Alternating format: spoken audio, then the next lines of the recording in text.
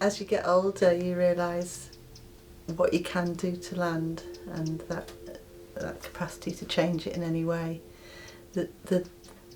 You want to do less and less. You don't want to go in with machinery and make massive changes to the structure of land. And as you get older, using paint, you want to do less and less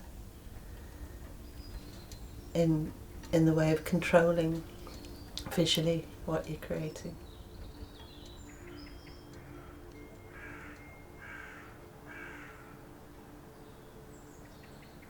So there's no beginning and end. So there isn't a painting that's finished and another one started. They're all linked like a web of one leading into another. As humans, we're just,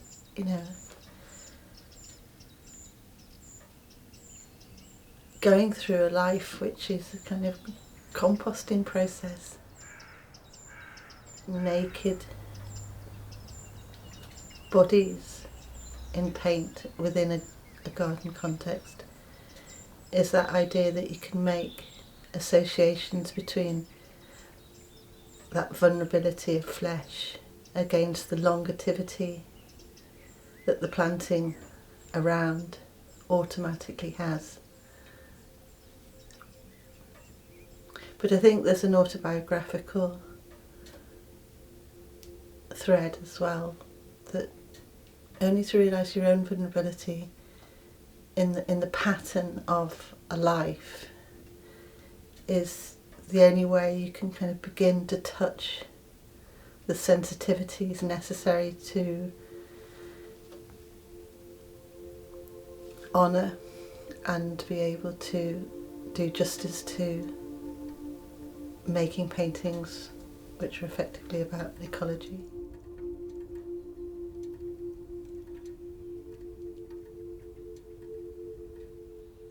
You can't really be objective in any way when you're actually in the process, and that takes one needs to say that makes me vulnerable, but I'm going to carry on doing it because I have to, I need to. The really interesting thing, I think, is the vulnerability of a body, of a human body, and how its lifespan is just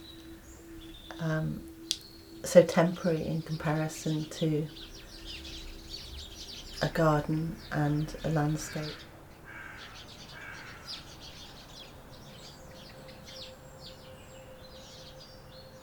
So the vulnerability of humans and survival in impending changing conditions compared to the capacity for trees and plants to survive is incomparable.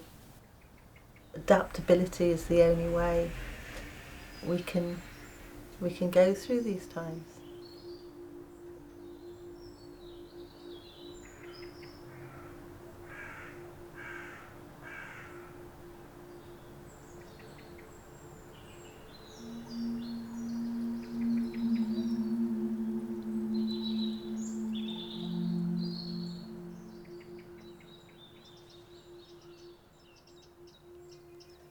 The macro-micro is like a feeling, so as one can feel and see the constellations rotating, you can see and feel the microorganisms in soil rotating the silica or whatever's in there, and constantly. So it's about macro-micro is about time and change,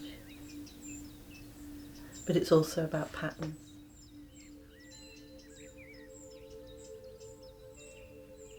But it really is that sense that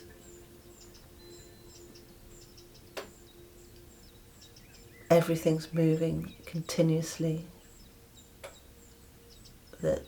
one doesn't get to a point of conclusion, because as soon as that point of conclusion starts to happen, it becomes something else. And so on the macro micro, again using the example of soils or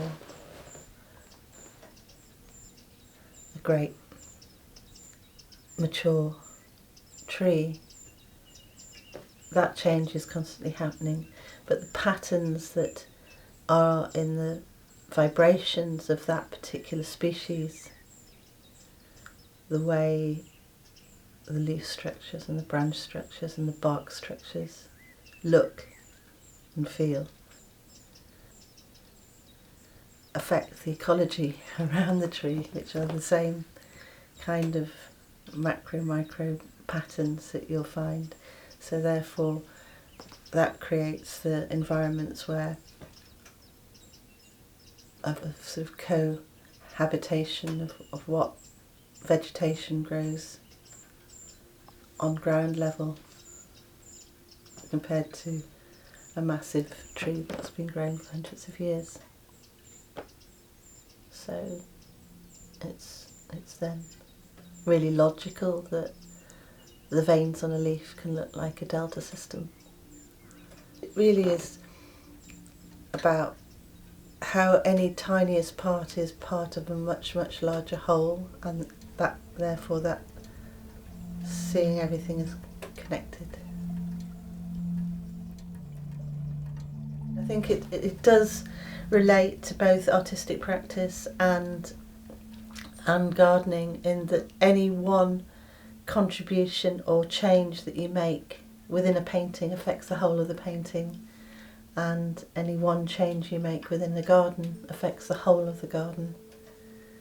So those interventions work on a macro and a micro scale equally, with the impact of that intervention.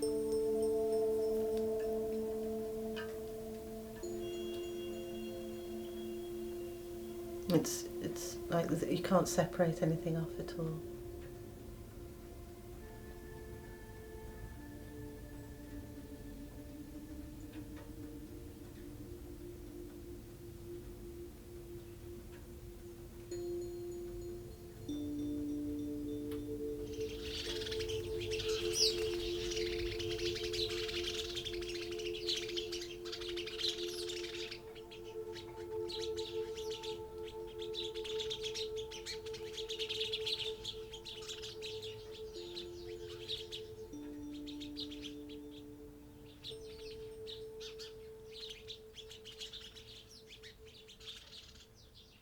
So reciprocal altruism really applies both to my painting and to the way I garden equally, in that everything's a meeting.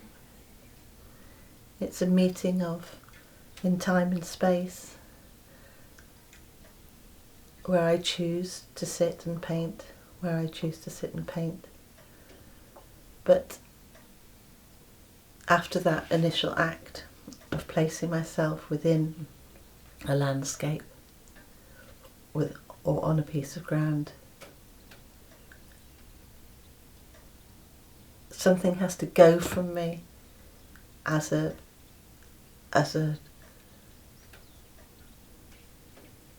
controlling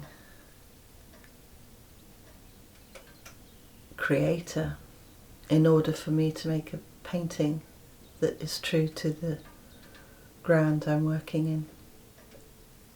So it really becomes a two-way conversation.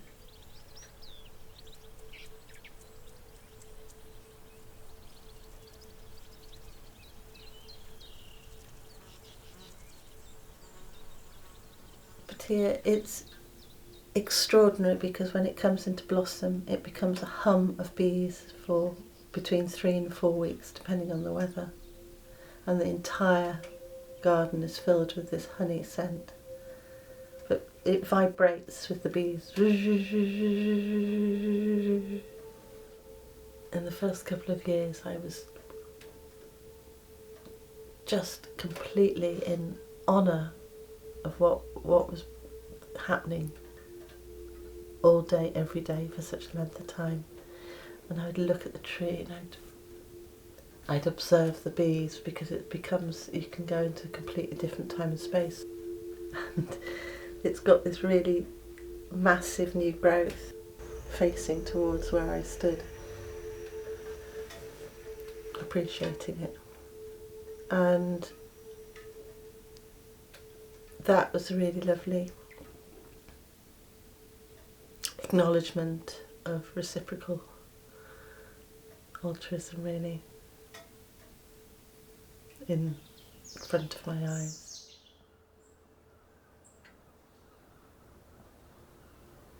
Therefore, painting practice becomes, so having that understanding, one becomes so much more aware of that act of painting and what actually effect it can have within a landscape. So frequently I go back to the same place again and again, to the same tree again and again. It's very infrequent, I just do one painting.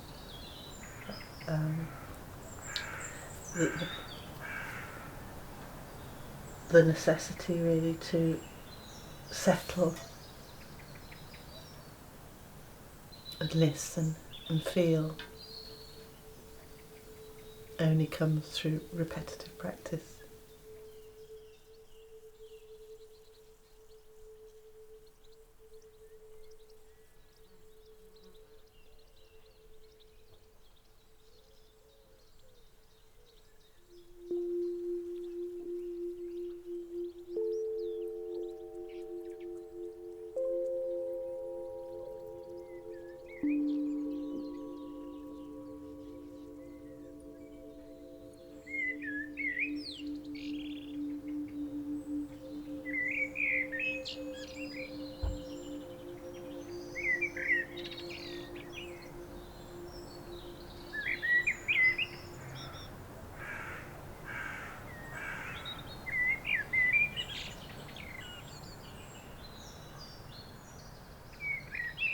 I think composting's just like cooking, and it's, the coincidence of that analogy isn't by accident, because by throwing in handfuls of yarrow or collecting a bit of nettle or a bit of comfrey, not really doing it in a formulated way, but just really doing it with what's in your ground, you're creating a mixture which is absolute gold. It's a living structure. So that honour of being able to give back becomes a ritual. It's one of the most pleasurable aspects, I think, of gardening, because you've got that opportunity to work in a reciprocal way with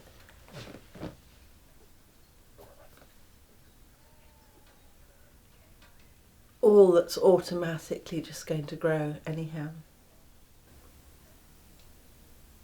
I'm making my own bokashi and EM, effective microbes, which I inoculate the heaps with, which is just like a fast forward fermentation really, which breaks them down much quicker.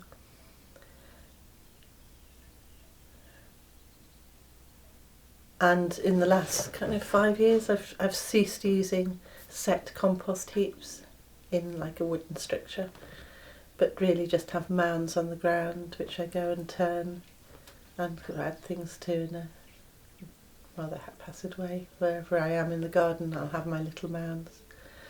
So it seems ludicrous to like move all the organic matter to one place to do its thing, to then move it back.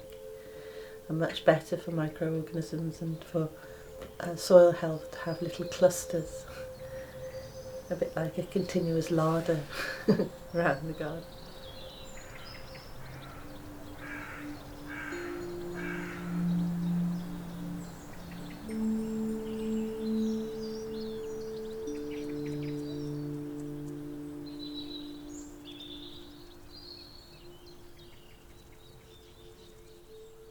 used to work really, really quickly, and since I've started,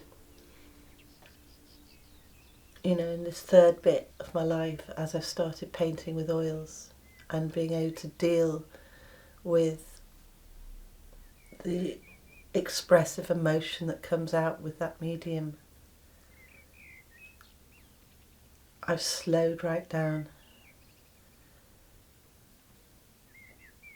where there isn't a beginning and end anymore.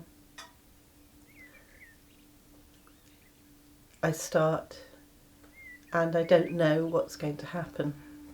I don't know, so that's the same as I used to work in the past. I didn't know what was going to happen in the past, but I don't know what's going to happen, and I'm much more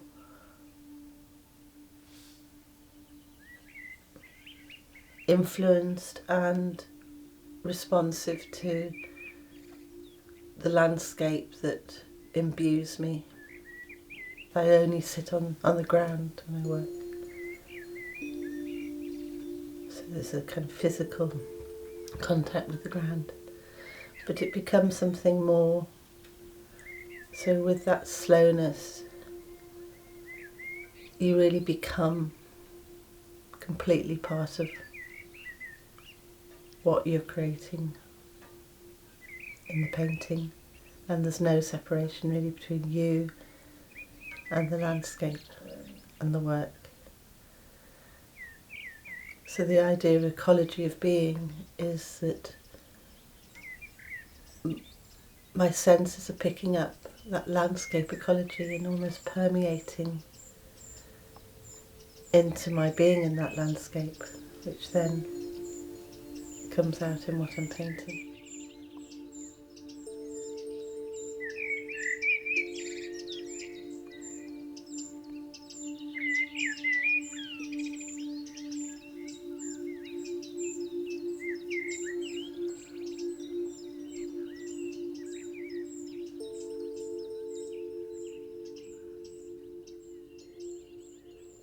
I think understanding our own personal patterns is just as much part of practice as understanding the patterns in ecology and what components make up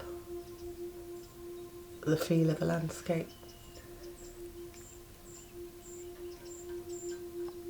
And as one has to learn about patterns in your own behaviour, one can see patterns in the behaviour of, for instance, farming practices and what they do to ecology. Or one can see patterns in past forestry,